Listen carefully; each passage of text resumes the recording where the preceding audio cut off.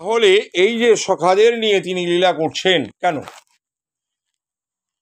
সখাদের নিয়ে তার তো লীলা করার কথা না। আবার এই যে ব্রজগোপীগণ, তারা কখনো কখনো সেবা করছেন, সেই সেবার যে অধরামৃত উচ্ছিষ্ট সেটা দিচ্ছেন, কৃষ্ণ খাচ্ছেন। সখাদেরটাও খাচ্ছেন, তাদেরকে কাঁধে তুলছেন, কাঁধে চাপাচ্ছেন। আবার কি হচ্ছে না, তিনি এই গোচারণও করছেন, গরু চড়াচ্ছেন। তো যদি ভগবান হবেন তাহলে গরু চালাবে কেন? আবার এই সখাদের নিয়ে এরে ওরে নিয়ে তিনি এই লীলাই বা করবেন কেন? ইত্যাদি ইত্যাদি। এটা ভেবে ব্রহ্মার একটা সন্দেহ জেগে উঠেছেন যে আমাদের ভগবান কিনা, অন্য ব্রহ্ম কিনা, তাইলে একে একটু পরীক্ষা করা দরকার। এই ব্রহ্মাকে বললেন, মানে ভগবানকে পরীক্ষা করতে এসছেন। তো ভগবানকে যখন পরীক্ষা করতে এসছেন, ভগবান কি করছেন না, এই অসুরকে বধ করার পরে সখাদের নিয়ে এবং গোবর্ষগণদের নিয়ে একটু মনোরম জায়গায় চলে এসেছেন। এসেরা বলছেন কি, আমরা এবারে পুলিন ভোজে বসবো, মানে সেবায় করব। তা সেবা করতে যে বসেছেন, এমন সুন্দরভাবে বসেছেন, যারা একটু একটু ছোট তাদেরকে আগে দিয়েছেন, তারপরে যারা পিছনে বড়দেরকে দিয়েছেন। আর ভগবান শ্রীকৃষ্ণ একেবারে মাঝখানে মেডেলে এসে তিনি আছেন। দেখে মনে হচ্ছে যে নব পুষ্পটিত একটি পদ্ম, নতুন একটি যখন পদ্ম ফুল ফুটেন সেটা, আর মাঝখানে কণিকা স্বরূপ হচ্ছেন শ্রীকৃষ্ণ ভগবান, তিনি আছেন মেডেলে। এখন যার বাড়ির থেকে যা নিয়ে এসছেন খাবার দাবার, সেটা নিয়ে এখন পুলিন সেবা করবে, তো সেবার জন্য সবাই নিয়ে এসে মানে সবার থেকে কিছু কিছু কৃষ্ণের হাতে দিচ্ছেন। এবার কৃষ্ণ ওইটা আস্তে আস্তে সবার থেকে একটু একটু করে হাতে নিচ্ছেন। এবার হাতে নিয়েছেন, সেটা কি হচ্ছেন, মানে বেশিরভাগই তো তাদের ওই ননি ছানা মাখন ইত্যাদি সেবা হতো, তো এগুলো আনতে এখন ওই হাতের ফাঁকা দিয়ে কিছু কিছু মানে সেই আস্তে আস্তে করে বেরিয়ে আসছেন। মানে যে জল জল একটু থাকলে পরে যেমন হাতের ফাঁকা দিয়ে বেরিয়ে আসেন। আর এইদিকে একেবারে সূর্য উদয় হয়েছেন, এবার সূর্যর আলোও যখন ওখানে পড়েছেন, তখন মনে হচ্ছে কি যে জানি তার হাত থেকে মুক্তা ঝরছে। আর ভগবানের গায়ের রং কি সেটা আমি আর কি বলবো, সেটা আপনারাই ভালো জানেন। কারণ ওই রঙের মধ্যে যদি আবার সাদা সাদা জিনিস হাতের ফাঁকা দিয়ে বের হয়, তা সেটা দেখলে একটা আলাদা মানে বস্তু মনে হয়। তো এইভাবে একটা লীলা সেখানে পরিবেশন হচ্ছেন। আবার এদিকে প্রত্যেক সখার মনের একটা বাসনা জেগেছে যে কৃষ্ণ প্রতিদিন ওদিকে এদিকে মুখ করে সেবা করেন, আজকে যদি আমার দিকে একটু বদনটা করে মুখটা করে সেবা করতো, তাহলে আমি একটু দর্শন করতাম। এটা ওদের মনের বাসনা জেগেছে। বেশ, কৃষ্ণ দ্বার অচিন্ত শক্তির দ্বারা এবার মনে হচ্ছে সবার দিকে তার বদন, সবার দিকে মুখ করে তিনি জানি সেবা করবেন, এরকম একটা ভাব। তো এইরকম অবস্থাতে কৃষ্ণ আবার দেখছেন গোবর্ষদের তো ছেড়ে দিয়ে তারপরে এরা পুলিন ভোজে বসছেন, আয়োজনটা করেছে। হঠাৎ করে মনে পড়লো তাহলে গোবর্ষদেরকে দেখা যাচ্ছে না, বোধহয় কোথায় চলে গেছে। তো সকালের বলছে তোমরা একটু বসো, আমি গোবর্ষদেরকে নিকটে নিয়েছি, কাছে নিয়ে যে তারপরে সেবা করবো।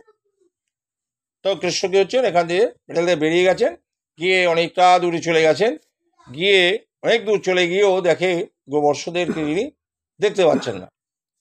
ঠিক ব্রহ্মা এই যে ব্রহ্মলোক থেকে এসছেন, এসে ওই গোবর্ষদেরকে হরণ করে সেখান থেকে নিয়ে গিয়ে রৈবত নামক একটি পর্বতের গুহার ভিতরে নির্জীব করে রেখে দিয়ে, পাথর চাপা দিয়ে তারপর সেখান থেকে চলে এসে কৃষ্ণ যখন অনেক দূর ছুটতে গেছেন, পান নাই, তখন ভাবছেন কি তাহলে যেখানে আমি সখাদেরকে রেখে গেছি ওখানে যাই, গিয়ে ওদেরকে নিয়ে এসে তারপরে আমরা একসঙ্গে এদেরকে খুঁজব। এবারে রেখে এসে যখন এখানে চলে এসছেন, এসে আবার দেখছেন যেখানটাতে পুলিন ভোজে বসেছিল সখাদের রেখে দিয়েছিল, এসে দেখে সেখানে সখারা নেই। কারণ এখানে নাই সখারা, ওদিকে নাই গোবর্ষরা। এবারে কৃষ্ণ ভগবান মাঝখানে পড়েছে বিপদে। খালি আমরা আমাদের বিপদ দেখি, ভগবানের বিপদ কখনো দেখি না। আজকে ভগবানের বিপদ। আর ভগবান চিন্তা করছেন ওই গোবর্ষদেরকে আমি নিয়ে আসি।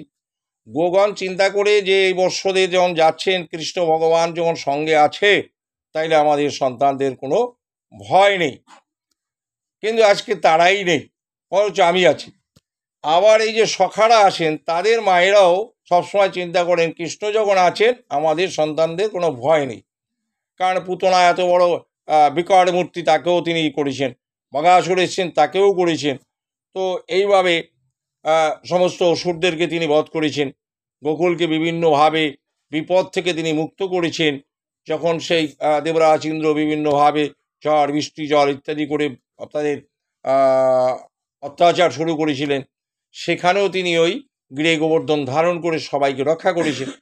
কৃষ্ণভাবে বহুভাবেই তাদেরকে করেছেন, কিন্তু আজকে সেই সখারাই নেই, আর এদিকে গোবর্ষগণ নেই। আবার এই সখাদেরকেও ব্রহ্মা তুলে নিয়ে গিয়ে ওই রৈবত নামক যে পর্বতটি ছিল তার আরেকটি গুহায় তাকে নির্জীব করে রেখে দিয়ে ব্রহ্মা এবারে তার স্বলোকে ব্রহ্মলোকে চলে গেছে। আর কৃষ্ণ এদিকে ভগবান বিপদে পড়েছে, না আছে সখারা, না আছে গোবর্ষগণ, এখন কি করবেন তাই ভাবতে ভাবতে একসময় তার অচিন্ত শক্তির দ্বারা তার অঙ্গ থেকে এই সমস্ত গোবর্ষদেরকে এবং সখাদেরকে তিনি সৃষ্টি করলেন। এবার করলেও তো হবে না, যার যেরকম বয়স ছিল, তার যেরকম দেখতে ছিল, যার যেরকম বেশভূষা ছিল, একেবারে এইভাবে করে সমস্ত কিছু তাকে তৈরি করতে হয়েছে। তো করে এবার কি হচ্ছে না, ওদেরকে নিয়ে এবার গোষ্ঠের থেকে ফিরেছে, চলে এসে ফিরা গোষ্ঠে। এবার এই যে গোবর্ষগণ এবং সখারা, তাদেরও মায়েদের মানে গোগণ এবং সখাদের, এদের মায়েদেরও একটা সময় একটা বাসনা ছিল। সেটা কি বাসনা না, ওই যে নন্দের যে পুত্রটি হয়েছে, নন্দের যে ছেলেটি, আমার যদি ওই রকম একটি ছেলে হতো, আমার যদি ওরকম একটা পুত্র হতো, তাইলে নন্দরানী যেভাবে তাকে আদর করেন আমরাও সেইভাবে আদর করতাম, প্রয়োজনে তার চেয়ে বেশি করতাম। মানে এরকম তাদের মনে একটা বাসনা ছিল। কারণ ভগবান সেই বাসনাটা পূর্ণ করার আর কোনো সুযোগই পাচ্ছিল না, সময় পাচ্ছিল না, মানে পরিস্থিতি তৈরি হচ্ছিল না। তা আজকে ব্রহ্মা এসে তার সেই পরিস্থিতিটা তৈরি করে দিয়েছেন। মানে গোবর্ষদের হরণ করেছেন, সখাদেরকে হরণ করেছেন ভগবান, এবার তার অঙ্গ থেকে এই সমস্ত কিছু সৃষ্টি করেছেন।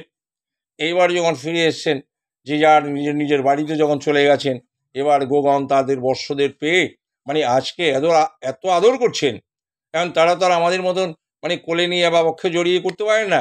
তাই গোগণ তার জিহ্বা দিয়ে যে বাচ্চাকে এত সুন্দরভাবে লেহন করছেন যে মনে হচ্ছেন যে আমি সে একটা অমূল্য সম্পদ পেয়েছি, অমূল্য ধন।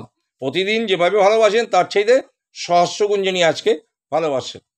এবং এই সখারাও যখন যে যার বাড়িতে গেছেন, তাদের মায়েরাও কোলে তুলে আজকে জানি সবাইকে চুম্বন করছেন, বুকে জড়িয়ে ধরছেন। কেউ একটু বয়স হয়েছে তাকেও মনে হয় জানি যে পয়োধর মা মানে সেবা করেছেন, মানে রুদ্ধ যে বাবা মানে আজকে এত ভালোবাসেন কেন না, এই সবই তো ভগবান, মানে সবই তো সেই নন্দের পুত্র, তার থেকে সৃষ্টি। মানে এইভাবে এরা এদিকে ওদের ভালোবাসছেন, এ করছেন, ঠিক এইদিকে ব্রহ্মা এইদিকে পরীক্ষা করে ভগবানরে এদের নির্জীব করে রেখে এবার তিনি ব্রহ্মলোকে চলে গেছেন। ব্রহ্মলোকে যখন পৌঁছে গেছেন, গিয়ে যখনই প্রবেশ করতে যাবেন তার কক্ষে, তখনই দাঁড়িরা তারে বাধা দিয়েছেন। তুমি কে? আরে কে মানে, আমাকে দেখে বুঝতে পারছিস না? আমি চতুর্মুখী ব্রহ্মা, সনৎপিতা ব্রহ্মা। বলে তুমি যদি চতুর্মুখী ব্রহ্মা হবে, সনৎপিতা ব্রহ্মা, তাহলে ভিতরে বসে আছে সে কে? বলে আরে বেটা, একমাত্র ব্রহ্মা তো আমি একা। কারণ যাই হোক, বলার পরে যখন ভিতরে বসে আছে, এমন ভিতরে কি হচ্ছে না, দরজা দিয়ে তাকাই দেখে না ভিতরে এক চতুর্মুখী ব্রহ্মা বসে আছে। এখন ব্রহ্মা বলে ওরে বাবা, আমি কারে পরীক্ষা করতে গেছি, মানে এর পরীক্ষা করতে গিয়ে এদিকে আমারই গদি টলমল, আমারই গদি গেছে। এখন এদিকে দেখে তার সিংহাসনে বসে আছে ব্রহ্মা, নিচের দিকে তাকাই দেখে না ওই যে নন্দের পুত্র কৃষ্ণ, সে আবার ওই সখাদের নিয়ে আর গোবর্ষদের নিয়ে আবার গোষ্ঠে আসছেন, চলছে লীলা, তার মতো তে করছেন, এর মতো এ করছেন। এখন ব্রহ্মা ওই হংসের পিঠে বসে এই ভাবতে ভাবতে এক সময় ভেমড়ি খেয়ে আস্তে আস্তে পড়েছেন মত্তধাবে। পড়ে যাই হোক, যখনই একটু চেতনা আসলো, এবারে যেখানে ওই গোবর্ষদেরকে নির্জীব করে রেখেছিলেন, ওখানে গিয়ে দেখছেন না ওরা যেখানে যেরকম ছিল তাই আছে। আবার এদিকে সখাদের যেখানে রেখেছিল সেখানেও জায়গা দেখে যাদেরকে যেভাবে রেখেছেন তারা সেভাবে আছে। তাইলে এরা কারা, মানে এদেরকে আমি যেভাবে রেখেছি সেভাবে রয়েছে, তাহলে এরা কারা? তখন ব্রহ্মায় ধ্যানে বসলেন, ধ্যানমগ্ন হয়ে তিনি দেখছেন সমস্যাটাই জানি ব্রহ্মময়। তখন তিনি বুঝতে পারলেন যে মহৎদেরকে আমি এসছি পরীক্ষা করতে, তাহলে আমারই এবার গদি আছে। তখন এই এসে ভগবানের চরণে লুটিয়ে পড়ে সাষ্টাঙ্গে স্বর্ণদণ্ডের ন্যায়, এ বাবা একটু আগে আকর দিয়েছিল, সবাই জানি স্বর্ণদণ্ড তুলে নৃত্য করছেন।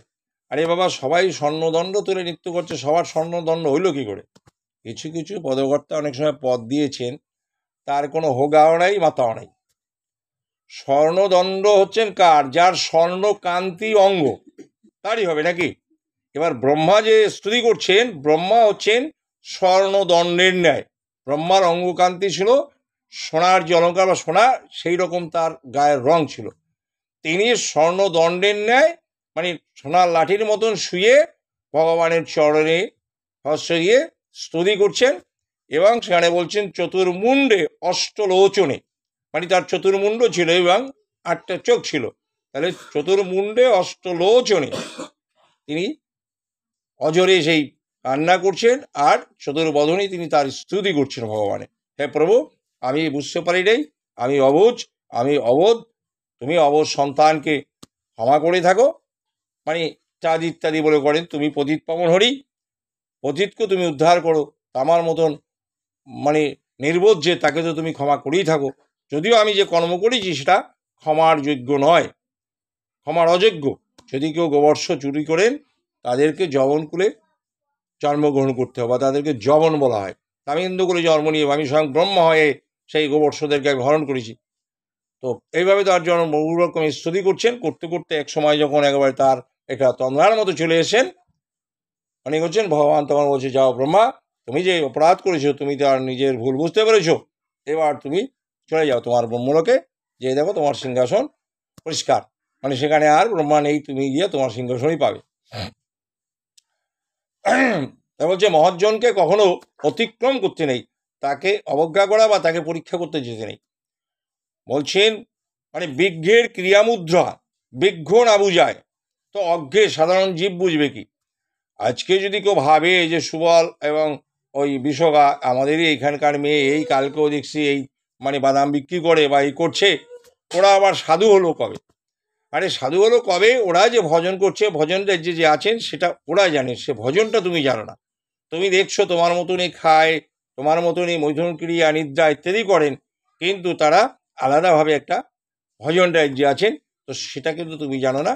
তাই ওর যে ভজন রাজ্যের কথা সে না জানলে তাদেরকে অবজ্ঞা কখনো করতে নেই। তার আমি স্তুতিও যদি না করতে পারি, আমি অবজ্ঞা করব না, করা উচিত না। ভাই তুমি আর আমি একসঙ্গে ব্যবসা করেছি, তুমি হাজি হইলা কবে? সে হাজি হইলা কবে সে তার ভাবেই পড়ে হয়েছেন। এক মা খুব কৃষ্ণপরায়ণ ছিল, মানে কৃষ্ণ ভক্তি, কৃষ্ণ ছাড়া আর কিছু জানতো না, ওতে সেবা পূজা নিয়েই থাকতো। আর স্বামী সবসময় তার নিজের কার্য নিয়ে থাকতো, সে ওই হরিনামের ধারে কাছে আসতো না। আর ওই স্ত্রী যদি প্রতিদিন ঠাকুরের কাছে বলে, ঠাকুর আমার স্বামীর একটু রতিমতি দিও, তারও জানি একটু কৃষ্ণভক্তি আসে, তোমার একটু ভজন করতে পারে, তোমার ডাকতে পারে। ওই স্ত্রী খালি সবসময় বলতো, স্ত্রীকে 4টার সময় উঠলো, ফুল তুললো, করলো, ঠাকুর জাগালো, তারপর ঠাকুরের ভোগ দিল, আবার ঠাকুরের জন্য রান্না করলো, আবার ভোগ লাগালো, তারপরে শয়ন দিল, আবার একটু বিশ্রাম করে আবার এসে ঠাকুর জাগালো, এবার ঠাকুরের জন্য পুষ্প আদি ইত্যাদি বৃন্দা আদি চয়ন করা, মানে এই নিয়েই তার 16 ঘন্টা কেটে যায়, মানে ঠাকুরের সেবা নিয়ে। আর তার বরের এর ধারে কাছে নাই, হে আর কাজ নিয়ে থাকে ব্যস্ত। ওই খালি প্রার্থনা করে ঠাকুরের কাছে, ঠাকুর একটু রতিমতি দিও, তার একটু ভাব ভক্তি দিও, যাতে তোমার প্রতি একটু আকৃষ্ট থাকে, তোমার একটু নাম গুণাগুণ কীর্তন করে। তাই এইভাবে বলতে বলতে একদিন রাত্রবেলা মানে স্ত্রীর একটু ঘুম ভেঙে গেছে। তো হঠাৎ দেখে রাত্রবেলা মানে সে গভীর রাত্রে তার স্বামী ঘুমের ঘরে কৃষ্ণ কৃষ্ণ বলতেছে, মানে কৃষ্ণ নাম করছে। কারণ এর একটু মানে হলো যে আমার তো স্বামী এরকম দিন হরি আমার ধারে কাছে দিই না, তো ও মুখে স্বপ্নে হরি হরি বলতেছে, কি ব্যাপার? যা রাত্রবেলা কিছু বলে নেই, সকালবেলা বলছে, দেখো তুমি যে রাত্রবেলাতে ঘুমের ঘরে হরিনাম করছিলে, তুমি তো হরিনামের ধারে কাছে থাকো না। বলছে, আয় আয় রে, আমি যেটা আমার অন্তরে লুকিয়ে রেখেছিলাম ভগবান সেটা প্রকাশ করে দিয়েছেন। কারণ এই অন্তরে অন্তরে ভগবত জপ করতে, ভগবানের নাম করতেন, খালি বাইরের জগতে করলেই হবে না। আমি মালা রাখলাম, মানে মালা পরলাম আর তিলক পরলাম আর টিক্কি রাখলাম, আর কারে কি ক্ষতি করবো ভাবছি, বা আমার মধ্যে সে হরিভক্তিটা জন্মায় নাই।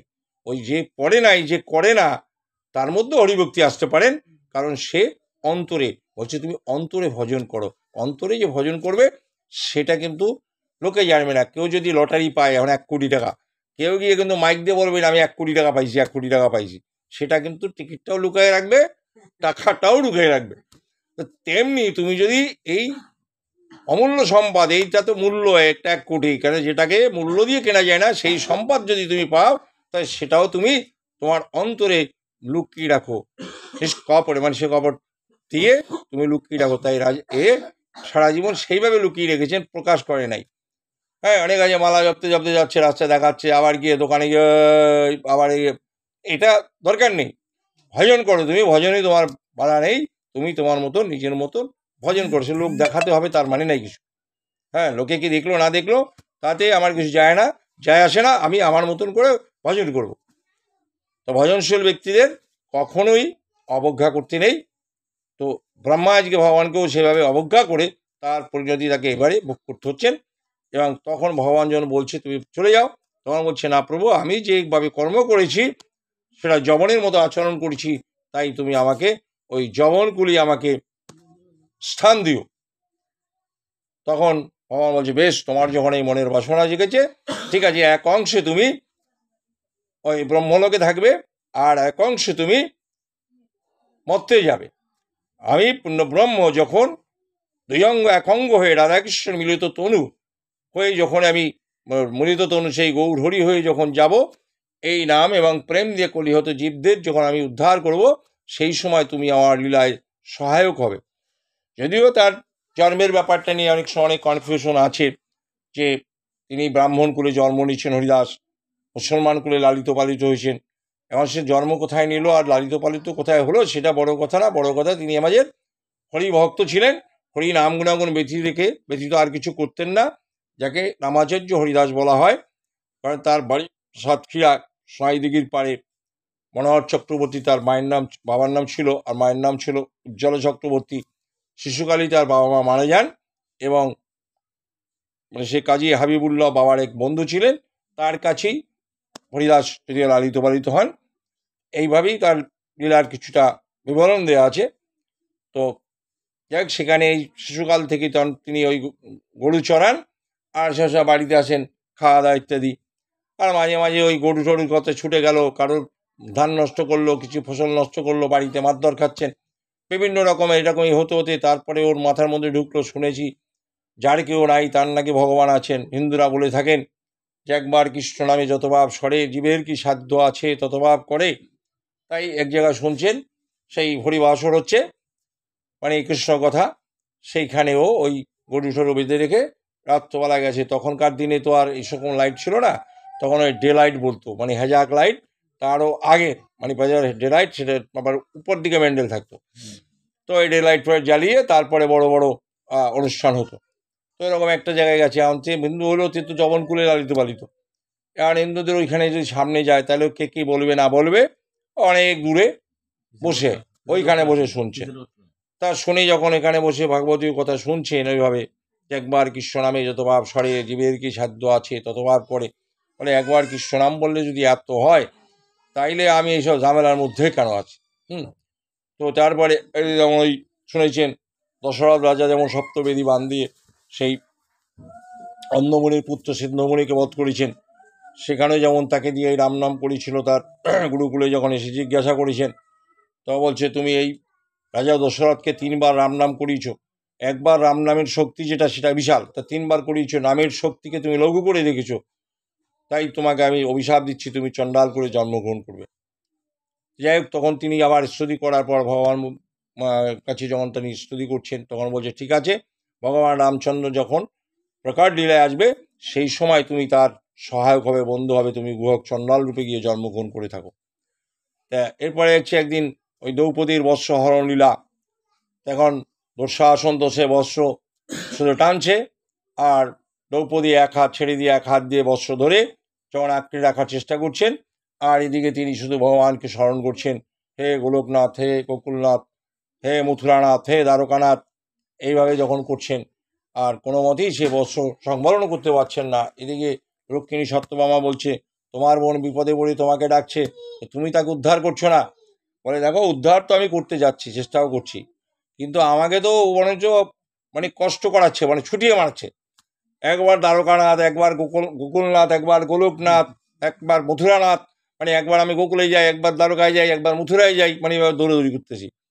তো দেখছি যখন তারপরেও দ্রৌপদীর কোনো মতেই যখন সংবরণ করতে পারছেন না, এ হাতও ছেড়ে দিয়ে দুটো হাত তুলে দিয়ে যখনই সে বলছে হে প্রাণনাথ গোবিন্দ, বিপদ ভঞ্জন মধুসূদন, তুমি আমার এই বিপদ থেকে আমাকে উদ্ধার করো, সঙ্গে সঙ্গে ভগবান সকলের অলক্ষ্যে এসে তিনি বস্ত্র দান করতে শুরু করলেন। যে বস্ত্র দুঃশাসন কেন, দুঃশাসন দুর্যোধন শতভ্রাতা মিলে অনাদি অনন্ত কাল ধরে যদি টানেন তাহলে ওই বর্ষ শেষ হবে না। তা বলছে ভগবানকে যদি তুমি সেইভাবে করে একবার মানে তোমার সমস্ত কিছু পরিত্যাগ করে তার কাছে তুমি যদি আত্মসমর্পণ করো তাহলে তিনি তাকে সেখান থেকে রক্ষা করে থাকেন তাকে। আর বলছে রাখে হরি মারেকে, আর মারে হরি রাখেকে। হরি যদি কাউকে রক্ষা করেন তাইলে কারো বাবার যেমন শক্তি নাই তাকে মারেন, আর যদি তিনি কাউকে মারেন তাইলে কারো বাবার শক্তি নাই যে তাকে বাঁচান।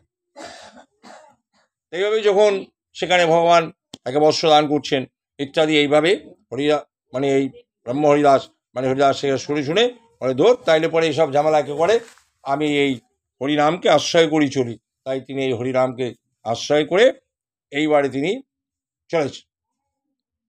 চলতে চলতে এক সময় বেনাপোলের কাছে চলে আসলেন। এখানে বসে তিনি ভজন করছেন। একটি তুলসী বৃক্ষ বপন করে তারপর সেখানে